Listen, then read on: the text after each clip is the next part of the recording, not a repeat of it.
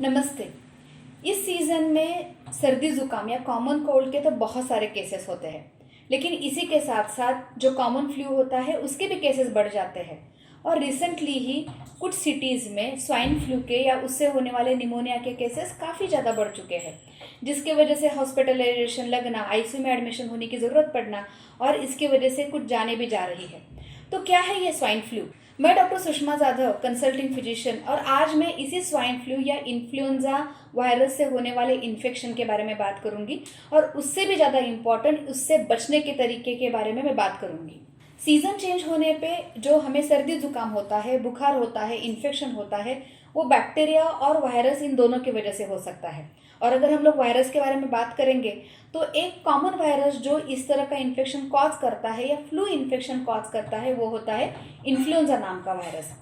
यह इन्फ्लुएंजा नाम के वायरस से जो बीमारी होती है उसे हम लोग इन्फ्लुएंजा इन्फेक्शन या हमें उसे फ्लू भी कह सकते हैं, जिसे हम लोग कॉमन फ्लू कहते हैं, सीजनल फ्लू कहते हैं, या जिसे स्वाइन फ्लू भी कहा जाता है। कॉमनेस्ट सब टाइप जो होते हैं इस इन्फ्लुएंजा वायरस के वो होते हैं टाइप ए, टाइप बी और टाइप सी, और टाइप ए और बी के और सब टाइप्स भी होते हैं।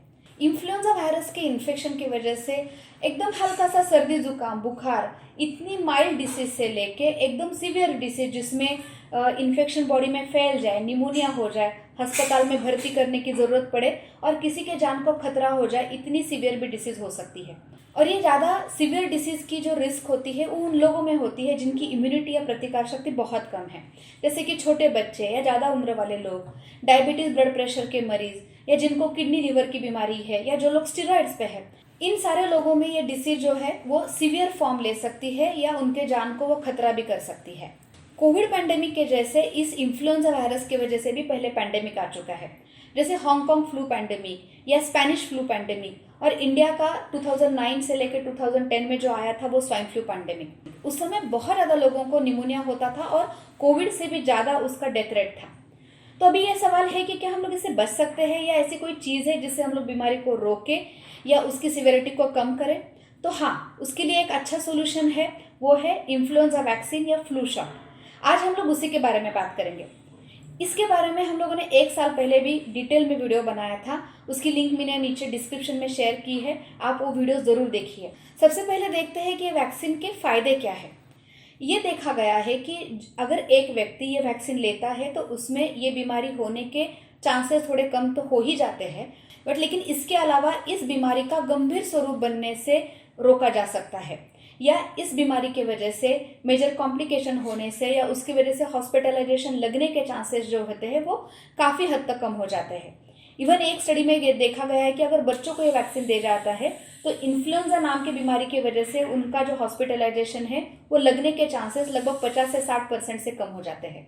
लेकिन ये ध्यान रखना बहुत ज़रूरी है कि ये वैक्सीन लेने से हम लोग सीवियर डिसीज से, उसके कॉम्प्लिकेशन से और उसकी लाइफ को होने वाले रिस्क के वजह से हम लोग बच सकते हैं या उसकी सीवियरिटी को कम कर सकते हैं। लेकिन हम लोग जो कॉमन कोल्ड होता है या कॉमन सर्दी खांसी होती है उससे हम लोग पूरी तरह से नहीं बच सकते।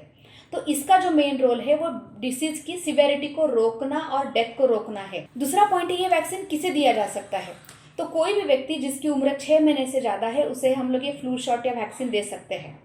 प्रेग्नेंट वुमेन्स में ट्राइवैलेंट वैक्सीन दिया जाता है और कोई भी व्यक्ति जिसकी उम्र 6 महीने से ज़्यादा है उसमें क्वाड्रिवैलेंट वैक्सीन दिया जाता है। अब अगला पॉइंट है कि ये वैक्सीन कब दिया जा सकता है। तो नॉर्मली इंडिया में जान से लेके मार्च तक और अगस्त से लेके अक्टूबर तक फ्लू सीजन रहता है, जिसमें ये फ्लू केसेस होते हैं या स्वाइन फ्लू के केसेस बहुत ज़्यादा बढ़ जाते हैं। तो अगर उससे 1 महीने पहले अगर हम लोग ये वैक्सीन देते हैं तो उस फ्लू सीजन में होने वाले बीमारियों से प्रोटेक्शन करने में ये वैक्सीन मदद कर सकता है। लेकिन अगर मानो कोई व्यक्ति ये फ्लू सीजन मिस करता है तो आप साल भर में अगर कभी भी ये वैक्सीन लेते हैं तो भी वो इफेक्टिव होगा। अभी अगला पॉइंट है कि ये वैक्सीन कितने दिन तक मदद करता है या कितने दिन तक प्रोटेक्शन दे सकता है। तो ये अगर मानो एक व्यक्ति में हम लोग ये वैक्सीन देते हैं तो उसका बॉडी में इफेक्ट होकर प्रोटेक्शन शुरू होने में 2 से 3 हफ्ते लगते हैं और उसका असर लगभग 9 से 10 महीने तक रहता है। उसके बाद वो धीरे धीरे कम होके और लगभग 12 महीने के बाद या 1 साल के बाद इससे कोई भी प्रोटेक्शन नहीं मिलता है। इसलिए ये जो वैक्सीन है वो हर साल देना रिकमेंडेड है। इस बीमारी की सिवियरिटी को समझ के और इस वैक्सीन की इफेक्टिवनेस को जान के कुछ कंट्री में तो फ्लू शॉट का वैक्सीनेशन ड्राइव भी होता है और इंडिया में हम लोग हर कोई ये वैक्सीन ले सकते हैं। लेकिन स्पेसिफिकली जो लोग इस बीमारी के लिए हाई रिस्क पे है, छोटे बच्चे, बूढ़े, जिनकी इम्यूनिटी बहुत कम है, जिनको लंग का प्रॉब्लम है, उन्हें तो ये वैक्सीन ज़रूर लेना चाहिए। अगर आप ये वैक्सीन लेना चाहते हैं तो ये वैक्सीन हमारे क्लिनिक पे बहुत वाइडली और इजीली अवेलेबल है, या चाहे तो आप अपने फैमिली डॉक्टर से बात करके भी ये वैक्सीन ले सकते हैं। इस वीडियो को लाइक करना, शेयर करना ना भूलिए, ताकि आप ही के साथ साथ बाकी लोगों को भी इस फ्लू वैक्सीन के बारे में पता चले, क्योंकि खुद के साथ साथ बाकी के लोगों के सेहत का भी ख्याल रखना भी एक देशभक्ति है। इस साल हम लोग आज़ादी का अमृत महोत्सव मना रहे हैं। मुझे भारतीय होने का बहुत ज़्यादा गर्व है और आप सभी को भी होगा। हम लोग अगले हफ्ते फिर मिलते हैं। वंदे मातरम।